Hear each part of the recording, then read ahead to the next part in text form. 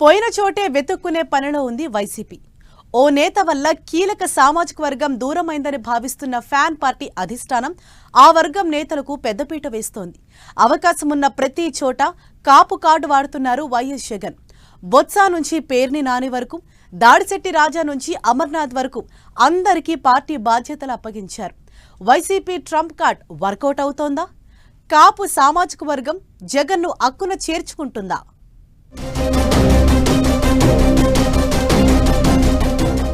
కాపు సామాజిక వర్గం ఓట్లపై YCP focus. YCP trump card work out అయ్యేనా? ఉత్తరాంధ్ర, గోదావరి జిల్లాల్లో పట్టు కోసం కాపు కార్డు. అధికారంలో ఉన్నప్పుడు ఏ ఈక్వేషన్లు పట్టించుకోలేదు, అందుకు నష్టపరిహారం చెల్లించుకోక తప్పలేదు. అపోజిషన్లోకి వచ్చాక రూటు మార్చారు వైసీపీ అధినేత. ఎక్కడ మిస్టేక్ జరిగిందో సెట్ చేసుకునే ప్రయత్నం చేస్తున్నారు. గత ఎన్నికల్లో తమకు దూరమైన బలమైన సామాజిక వర్గాన్ని తిరిగి వైసీపీ కంచుకోటగా మార్చుకునే వ్యూహం రచిస్తున్నారట మాజీ సీఎం జగన్. అందులో భాగంగానే ఉత్తరాంధ్ర జిల్లాలో పార్టీ పదవులు అన్ని కాపులకే కేటాయించారన్న టాక్ వినిపిస్తోంది. రీజనల్ కోఆర్డినేటర్ గా మాజీ మంత్రి కన్నబాబుని నియమించారు జగన్. ఆయన కాపు సామాజిక వర్గానికి చెందిన వారని ప్రత్యేకంగా చెప్పాల్సిన అవసరం లేదు. అలాగే బొత్స సత్యనారాయణకు స్థానిక ఎమ్మెల్సీ ఉప ఎన్నికల్లో అవకాశం ఇచ్చి శాసన మండలిలో ప్రతిపక్ష నేతగా కేబినెట్ ర్యాంకు హోదాను కట్టబెట్టారు. పైగా బొత్సకు గోదావరి జిల్లాల రీజనల్ కోఆర్డినేటర్ పదవిని కూడా ఇచ్చారు. విశాఖ జిల్లా వైసీపీ అధ్యక్షుడిగా కాపు సామాజిక వర్గానికే చెందిన గుడివాడ అమర్నాథ్ ను నియమించారు. అనకాపల్లి పార్లమెంటు నియోజకవర్గం ఇన్ఛార్జిగా మరో కాపు నాయకుడు మాజీ ఎమ్మెల్యే కరణం ధర్మశ్రీని పెట్టారు. కాకినాడ జిల్లా వైసీపీ ప్రెసిడెంట్ గా మాజీ మంత్రి దాడిశెట్టి రాజాను నియమించడం కూడా కాపులకు దగ్గరయ్యే వ్యూహమేనట.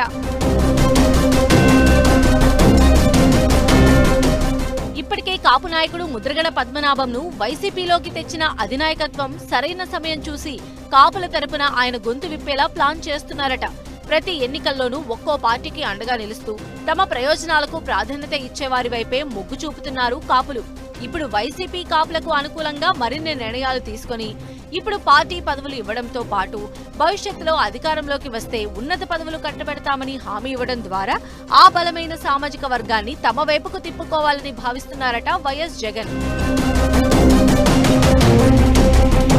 ఏపీ ఎన్నికల్లో ప్రతిసారి ఏదో ఒక సామాజిక వర్గం ఎఫెక్ట్ తో ప్రభుత్వం మారుతూ వస్తోంది. బలమైన సామాజిక వర్గం గెలుపోటములను డిసైడ్ చేయడం కొన్నాళ్లుగా చూస్తూనే ఉన్నాం. అందులో ప్రధానంగా కాపులు ఏపీ రాజకీయాలను మలుపు తిప్పుతూ ఉంటారు. మొదటి నుంచి కాంగ్రెస్ ని అట్టిపెట్టుకుని రాజకీయం చేస్తూ వచ్చిన కాపులు టీడీపీ ఆవిర్భావం తర్వాత మాత్రం రాజకీయంగా ఆప్షన్లు తీసుకున్నారు.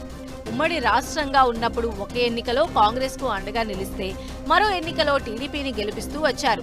విభజన తర్వాత జరిగిన మొదటి ఎన్నికల్లో టీడీపీని ఎంచుకున్నారు కాపులు. అందుకు జనసేన అధినేత పవన్ కళ్యాణ్ టీడీపీకి మద్దతు పలకడం ప్రధాన కారణం. ఇక 2019లో జనసేన ఒంటరిగా పోటీ చేసిన కాపులు వైసీపీ వెంట నడిచారు. కాపుల రిజర్వేషన్ విషయంలో టీడీపీ మాట తప్పిందన్న ఆగ్రహంతో ఫ్యాన్ పార్టీకి అధికారం కట్టబెట్టారు.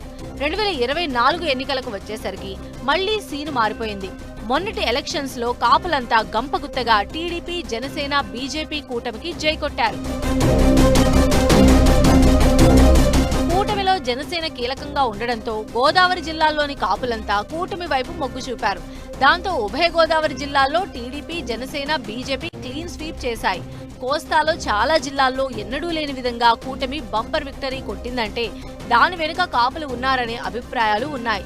ఈ సామాజిక సమీకరణాలతో గత ఎన్నికల్లో వైసీపీ దారుణంగా దెబ్బతింది. అయితే ఓటమిని సమీక్షించుకుంటున్న వైసీపీ ఉత్తరాంధ్ర, గోదావరి జిల్లాల్లో పట్టు కోసం కాపు కార్డు బయటకు తీస్తోంది అంటున్నారు. పార్టీ పదవుల్లో కాపులకు పెద్దపీట వేయడం ద్వారా తిరిగి వారికి దగ్గర కావాలని వైసీపీ హైకమాండ్ ఆలోచిస్తోందట. అందుకే కాపు లీడర్లకు పదవులు కట్టబెడుతున్నారని అంటున్నారు.